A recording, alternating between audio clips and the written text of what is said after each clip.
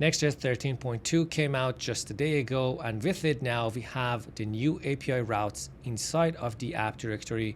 We have a new metadata API, we have support for MDX in server components, and we also have the next font package being included in the next package itself, as opposed to being a separate package that we're going to cover in this video. Hey friends, welcome back to the channel. If you're new here, my name is Hamed.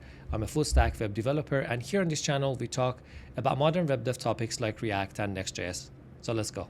You can review all the features that was released in Next.js 13.2 in the blog post that the team put together. They usually have this release notes kind of summarizing the improvements and newly added features here. We're going to be talking about route handlers mainly in this video, which is the new API routes inside of the app directory. We're going to also talk about the built-in SEO support, which is the new metadata API.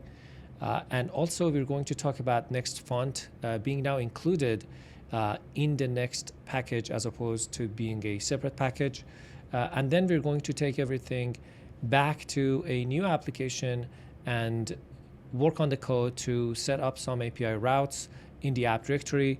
And I'm going to also migrate all the APIs that from the application we built in the previous series on the channel with Next.js 13, which is primarily this application that we built. It's like a guest kind of book that we had.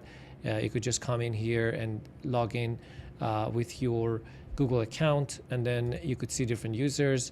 And then we had some API routes set for this application in the pages directory, because that's how we should have done it in the previous versions to 13.2. But now we're going to migrate everything inside of the app. So let's just get going.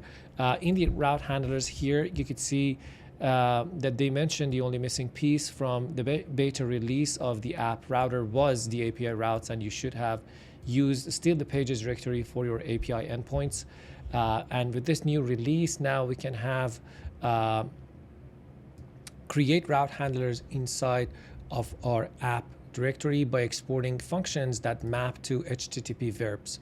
We're going to see this in action in a second, but from a high level, what we do is in any of your segments or folders, you can now put in a route.ts or JS file.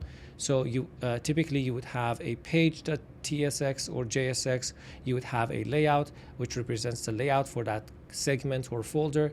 Now you can also export a route.js or TS file that will become the endpoint for that segment of your app.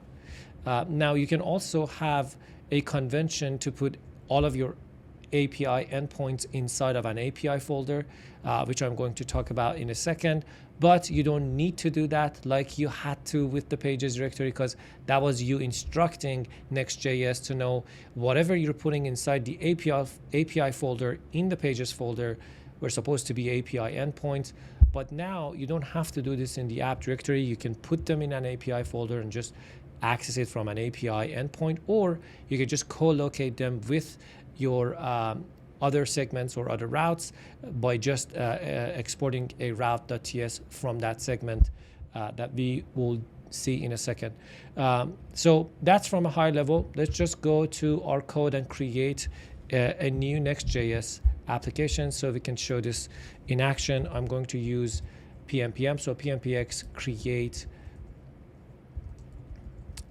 next app, add latest inside of my current working directory. So it's going to ask you if you want TypeScript or not. For the purposes of this tutorial, I will say no. ESLint, yes. Source directory, no. Experimental app directory, of course, yes. Aliases, okay. The @ sign is good. Now it's going to create that Next.js app for me, and we're going to review the folders there in a second once this is done downloading. Okay, great. So it's finished up. Let me just stop the other dev server I have running. And now I'm going to start this dev server over here, go to port 3000, and we should see our newly created Next.js app. Okay, finally. So This is the brand new Next.js app, and as you can see, there is no pages folder anymore. I only have the app directory, and from it you can see your global layout. You can see your page that's representing our homepage right now, a global CSS, that's where we would put our CSS in. And now you can see they have put in an API folder inside of the app folder, and inside of it we have this hello folder, and inside of it a route.js, which is exporting a get function, meaning that you could send a get request to this endpoint and now receive a response. So let's just test this out in our browser. So if I go to /API/hello, I should get that hello Next.js response that I got from there. We just, can I disable this here? Okay, so as you can see here, we're exporting an async function called get, which maps to the HTTP get verb or method. And right now we're just using the simple response API, the web response API, to send this simple text back. Let's actually head to the documentation for the beta version of Next.js. You can access this at beta.nextjs.org. The docs are more geared toward the app directory and the new way of writing Next.js apps. So there's this route.js part inside of the docs, which talks about different HTTP methods or functions you can now export from this route.ts or route.js file. No longer you need to if else check the method of the request. As you may remember, inside of the pages API we had only one request handler per endpoint, and inside of that we had to check to see if the request method, is it a get, is it a post, is it a patch, and then kind of write the logic of how we want to handle that request. Whereas here you can encapsulate those logics in separate functions that map to the HTTP verb and handle them there, and then you can eliminate anything that you don't need from this page. And if you do so without exporting this options function, Next.js will automatically define some options based on the routes that you are defining over here.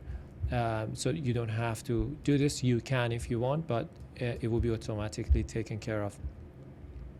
Now, in terms of this new way of exporting functions, this is a little note here that says you only have access to this route handlers inside of the app because it works with the app router.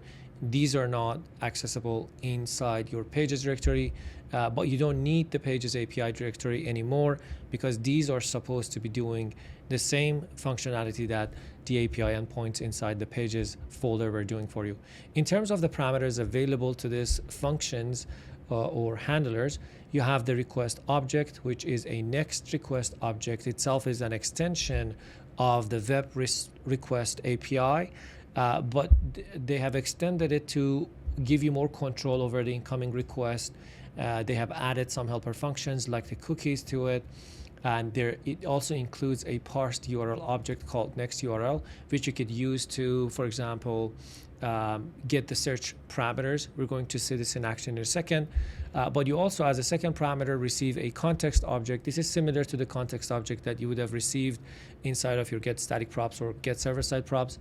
Right now, the only thing available on this context object is the params object that gives you the parameters of your route segments. If you have a dynamic route, for example, you can just get that dynamic segment inside of this params in your endpoints. Similar to the next request object, that's an extension of the web request API, we have the next response object, which is an extension of the web response API, and it also gives you more functionality or more control over the response that you want to send. So we can use this next response, for example, as you can see down here, to send a JSON request, set some status, or maybe set some headers for the response that we're returning that you're going to see in action. So let's just go back to our code and put these things in place. The first thing I want to do is, instead of returning a new response with the response API, just how we're doing it over here, this is the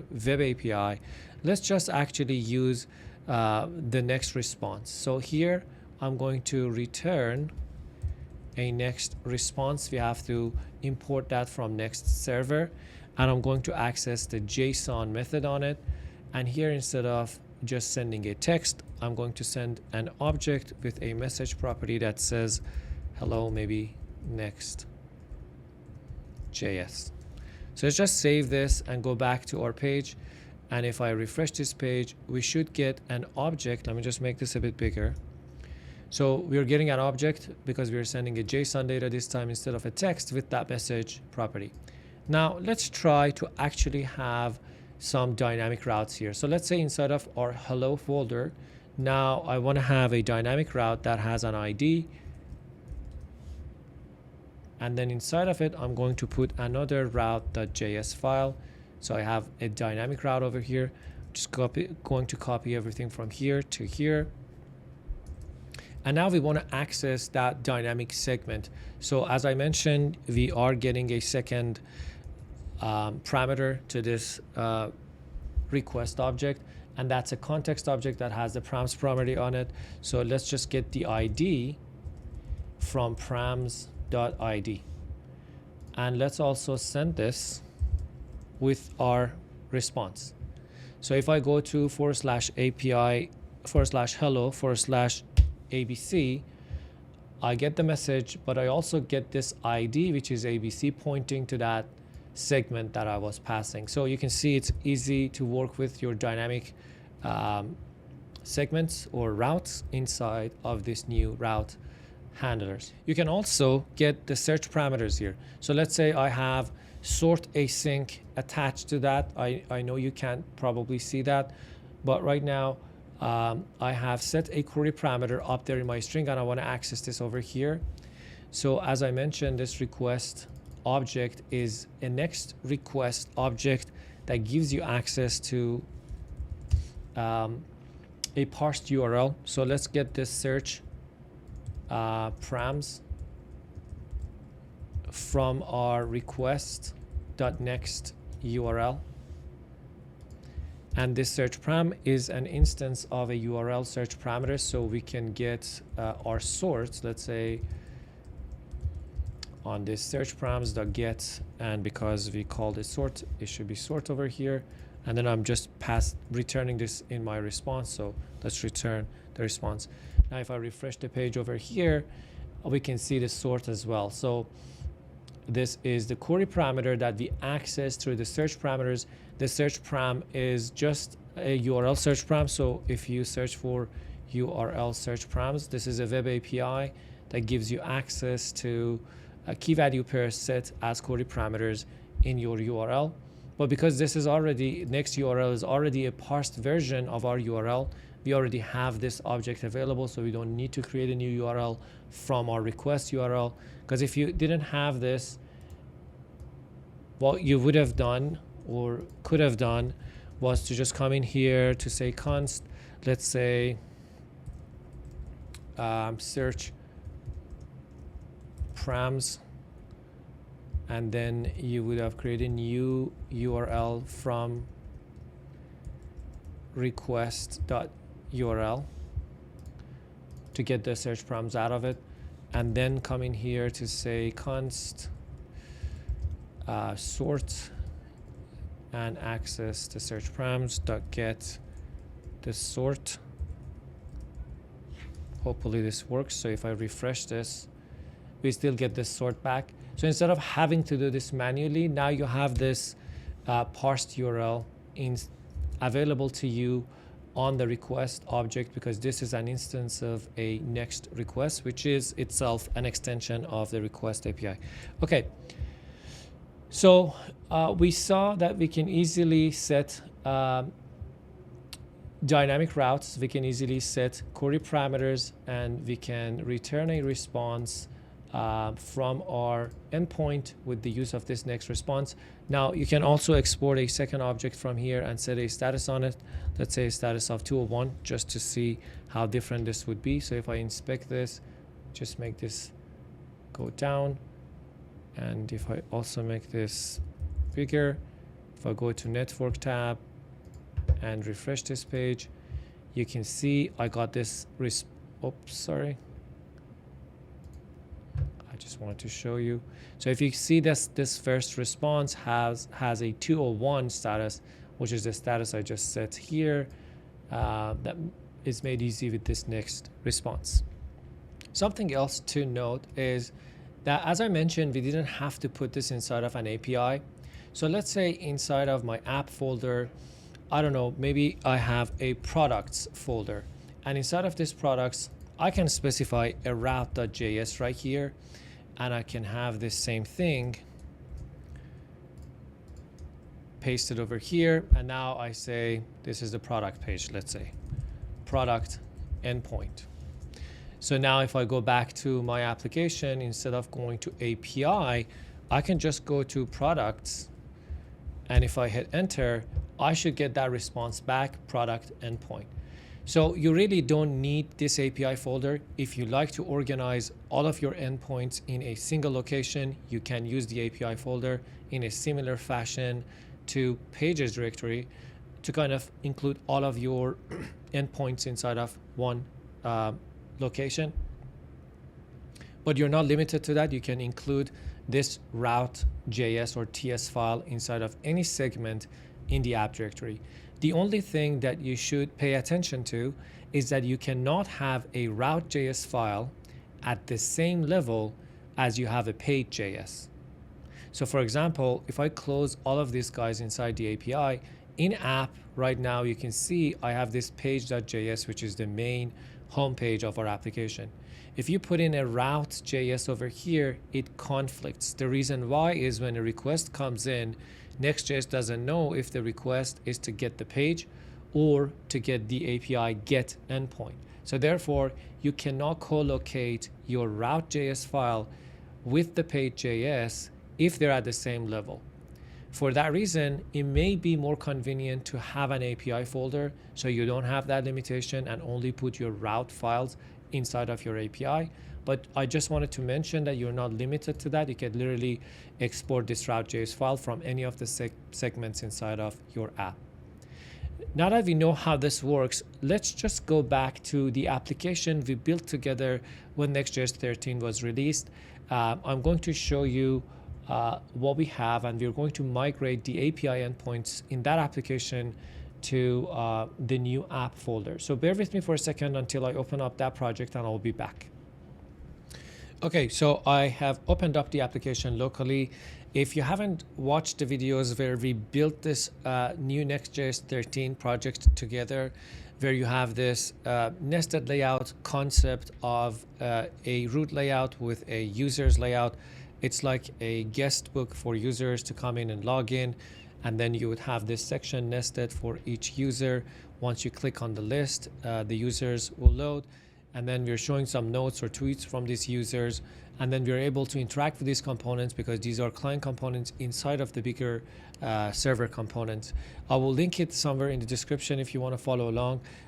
We would take this from the ground and add authentication in those series. But in this video, what I want to do is that if you look at the left-hand side over here, all of our logic for our API endpoints to fetch a user or fetch their tweets or like their tweets and whatnot is inside of this API folder, because that's how we used to do it, or we're supposed to do it in the app directory before the new route handlers were released in the 13.2. So we had the tweets, the users, and auth is for the next auth, which is currently handling our authentication over here. And we want to migrate these APIs to the app folder now. Now, one thing before we move forward is that I'm not going to move the next auth because this hasn't been updated from the next auth point of view, because the way that this works is that this function is going to now create all the endpoints required for authentication to happen. So any GET request or POST request you have, it's going to be created by this next auth function automatically. But they haven't kind of worked with the new app way of doing things with the request handlers that are separate functions, because the way that we had it here again was just you had one request handler per endpoint, and then you had different if checks to see what the request method was inside. Whereas inside of the app directory, we have to export different functions pointing or being mapped to different HTTP verbs. So we have to wait for NextAuth to release an update. I don't think this is going to work inside of the app. So we're going to leave the auth inside of the API, but we're going to move the tweets and users to the app folder. So let's just start with this tweet. Inside of the tweet, we have this tweet ID, dynamic path, and then a like and unlike. So let's just create this. I'm going to go in my app, create a new API folder. Inside of it, I'm going to create a new tweets folder. Inside of this API, we're going to then later have a user. So let me create that user endpoint as well. Inside of our tweets, we're going to have a tweet ID dynamic path. Inside of it, we have a like and another one for unlike. I know you can do this all in one. Just to simplify the process, the way that I did it is 2 different files. So inside of my like, all I need to do to create an endpoint is to create a route.js file, and here we can have the logic that we are having in this endpoint inside of this API. So it's just to begin, copy everything over to this route and see what we need to change. So first of all, just ignore what I have over there. We're going to export an async function. Right now we're processing a patch request on this endpoint, so I would map that same name to patch. So I want to have a patch request. And do we need the request? We need the request query. So what I need here is to get the request object. I don't really need the request object, but I need the context object and specifically the params on it. And inside of this, let's just copy this try catch statement wholesale and bring it all over here. So we're going to get the tweet ID out of the params, not the query, not the request or query. So out of the params object, sure. And we're going to hit this same like tweet function that we're exporting from our library that works with Prisma to get our to like our tweet. And then if there's an error, instead of returning this res, we're going to return a next response, and we're also importing it from next server. I'm going to set the JSON over here, and we are just passing in our tweet, and maybe we can also set a status of 200 or 201. If there is any error, let's just also return a next response, and all we're doing over here is to send the error is the error dot message, and we can also set a status of 500. So with this endpoint set, let me just comment this previous way of doing things out. And for this to work and not to have a conflict, I will also delete this folder over here. So we are servicing this endpoint from the app folder. Let me just restart the dev server so it picks up on that deleted folder. Run dev. And right now, we should be able to like this tweet with this new endpoint without any errors. Okay, so if I hit like here, I can see it turned to 137. So the new endpoint for liking a tweet is working, and we can do the same thing for our unlike, which is this guy. So let's just go ahead and inside of our unlike, create a route.js. And all we need to do over here is to copy the content of this file. So let me just remove this. As I mentioned, they're very alike, and I could have done this in the same file. They're just calling different functions. One calls the like tweet endpoint or database access object. One calls the unlike, but the rest is similar. So with this saved, again, if I come in here and refresh the page, okay, there's a duplicate. It is, if you can see down here, in the warnings in my console, it says there's a duplicate page detected because I didn't delete this one. So let me just delete the whole tweet folder because there's nothing else in it. It needs some administrative permissions, so bear with me for a second. Okay, so that's deleted. Let me just restart the dev server so it picks up on that deleted folder. And now if I refresh the page, I should be able to like and unlike a tweet with the new APIs that we defined. Okay, so if I like, it goes to 138, and I unlike it, it comes back to 137. Okay, so that's all we needed to do to migrate our tweets API to the new app folder.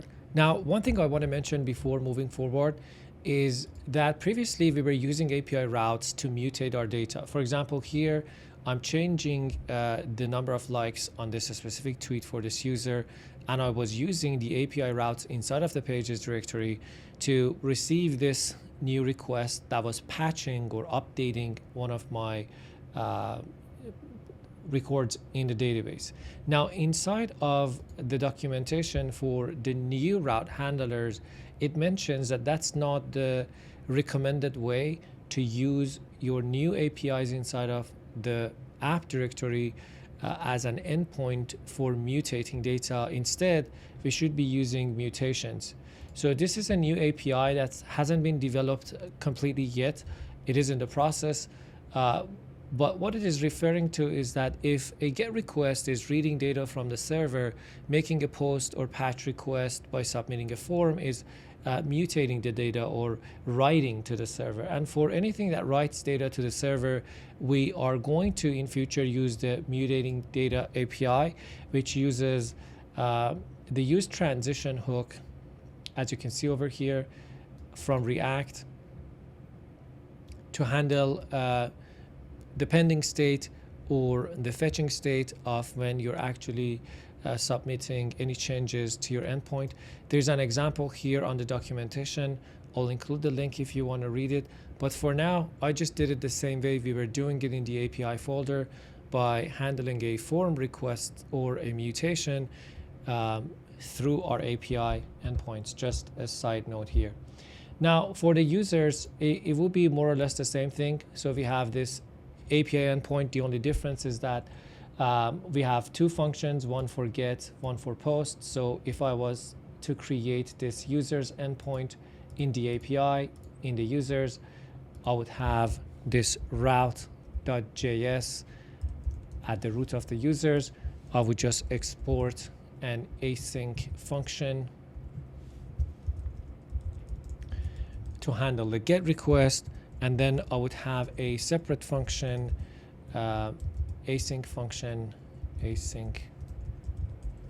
to handle the post request. So as easy as that, the logic that you would put in here can use the same functions that you're using in your React Server component. So it just makes it easy to share the code that you've written in your backend, whether to use it in your React Server component or your endpoints. Now that we're done with the route handlers, let's look at the new metadata API that was released in 13.2. Now, before the 13.2, if you wanted to add metadata to your pages, you had to add a head component or head file, just like what I have over here, and include the meta tags or details or descriptions that you wanted to include, whether for your route, layout, or inside of any of your pages. Now, with this new metadata API, we no longer need that head folder, so I'm going to go ahead and delete that. And now what we can do is that we can export a metadata object from our page. So let me just go ahead and go to my site and go to my layout. So here I can just export. If you're using TypeScript, you could just get this type. For now, I'm not using it. So I can just export a metadata function from my layout or page or any React Server component to set some metadata. For example, here I'm setting home and welcome to NextJS. If I refresh this and we go back to our app that you can see over here, the title up there in the browser, if you can see it, changed to home. So as easy as that, you could just export a function and set some metadata. Now, if you wanted to have a more specific title tags or descriptions or metadata for a page, let's say when we are on the user, let's say on our users, we want to override this with a different title. So what you can do is you can go to that endpoint, to that folder, to that segment, and inside of a page or the layout, let's say if it is for all the users, let's say we go to the all the users page, we just copy this meta tag over here. I'm going to go to the users layout now, and what I'm going to do is I'm going to paste it here. I'm not going to change the description, so I will keep the description, but here I'm going to say users, right? So now if I go back to the app, because I'm in the users layout, if I refresh the page, you can see the users is now showing there, whereas if I go to home, I can see the home is there. So you can overwrite this meta tag per page, and when it merges with the current metadata that you have set on a higher level layout or page. So the title would override the title, but the description will still stay there. So if you inspect this page, you can see inside of the head, I have this metadata. If I can find it, this is the title, and we have this description that we set that says welcome to NextJs. If I now go to users, I can see the metadata name changed, the title changed to users, but we're still keeping that same description, welcome to yesterday. The whole point is the two objects merged together. That way you only need to override the part that you need. Now, what would you do for a dynamic route? So let's say if I'm selecting a specific user, I want to just have granular control over this meta tag. Well, you could do it. If you go back to the docs here, you can see you can export this generate metadata tag function, from the page that has access to that same context object with the params property on it that can read the parameters on the page, so dynamic segments of your app, and then you can return there. So let's go actually to the user ID. This is our dynamic kind of segment for showing a specific user. I'm going to go to the page, and what I'm going to do, I'm going to paste over here the generate metadata. I'm going to get the params. So params, we're calling it user ID. So this is going to give me the user ID. I'm going to use this same function that I have. So I'm going to use this get user. By the way, this is the same function I'm using inside of my page, but Next.js would automatically deduplicate this function. So it's not going to call it twice because we already call it here to get the user inside of our pages. It's going to use that same cached result for this metadata as well. So I'm going to get the user back. And let's say I want to set the page title to user.name. So just to double check, we are exporting the generate metadata from the page, getting the params. From the params, I'm getting the user ID because that's what I called my dynamic segment, user ID. With this get user function, which is a function I already had over here that fetches my database for a user with this ID, I'm getting the user and I'm returning this object from this generate metadata. This object is going to merge into my metadata tag or metadata object, and I'm just setting the title to be user.name. So if I refresh this and go back to our application, I should see my own name, Hamed Baram, up there, which allows you to set metadata for your dynamic routes. And that's how easily you can set metadata for your dynamic routes.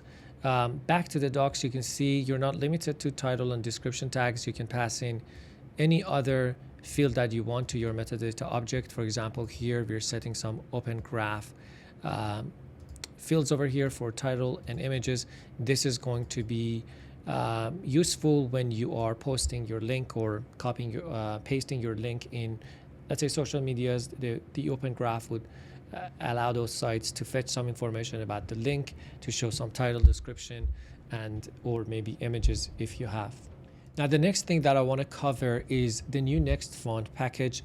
That's not part of the Next.js core as opposed to being a separate package. If you're not familiar with the Next font, it's an awesome feature that allows you to host your fonts locally to prevent cumulative layout shift, that helps your core web vitals. I have a video that I will link somewhere in the channel. In that video, I will talk about how you can set it up in your Next.js application, how you can set it up with Tailwind. But here now we quickly are going to see how you can set this up inside of your app directory. This project is set up to work with Tailwind, so it automatically works with that. And all we need to do really is, let me just save this, and close all of these files. So I'm going to go ahead to my route layout inside of my site. So I have this route layout, and all I need to do here is import this font that I want to use, Nonito, whatever it is called, from the Next font and Google packages. So before, this used to be at Next font. It was a separate package you need to install. Now it's part of the Next core package. So you'll get the font. The font is a function you can call. You can pass in different subsets, so Latin characters in this case. If your font is a variable font, you don't need to pass in weight. But if it is not, in this case, this is not a variable font. So I'm passing in different weights from this font that I need, different styles that I want to bring in.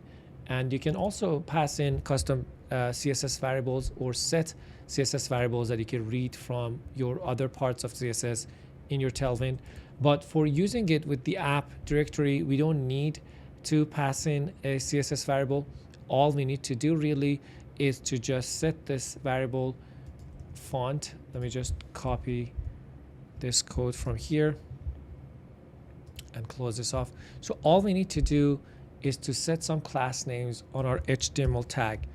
So this height of full, scroll smooth, and anti-alias is what was already there. The only thing that I added is that I got this local version of the font that I created that's returned from this function, and I accessed the class names on it and passed it to class name on my HTML, which is the root layout of my whole app folder, which affects the whole application. So if I go back to our app right now, we should see the font changing. As you can see, it changed. To just confirm this is the new font, if I come here to compute it, let's bring this up, just filter by font family, and as you can see, it's not using the system fonts and it's using the Nonito Sans that we just set. And that's how easy you can just set a local font in your application by setting this class name. If you're using the app directory, this is the easiest way you can do. If you're still using the pages directory, you have to use this CSS custom variables. If you're using Tailwind, again, in that video, I have explained how you can do this. You set a CSS variable here and you read that CSS variable inside of your Tailwind config to create a new utility class. That's easy too, but for the app directory, it doesn't even need that part. All you need to do is just set this class name on your HTML tag, which affects the whole layout of your application and changes the fonts to what you have set it over here. Another great thing about this is that you're not limited to Google Fonts. If you're working with a custom font, you can serve it up inside your application and then import this local function from the Next font local to serve your custom fonts in a similar fashion you would do a Google font. That's a wrap for this video, folks. If you have any questions, hit them in the comments. Now, there's a lot to cover in NextJs 13, the app directory, React server components, data fetching strategies, and so on. Next week, I'll be talking about using MDX inside the app directory that's marked down on JSX in the app folder. So make sure to subscribe to the channel so you don't miss when I publish a new video. Until next time, bye-bye.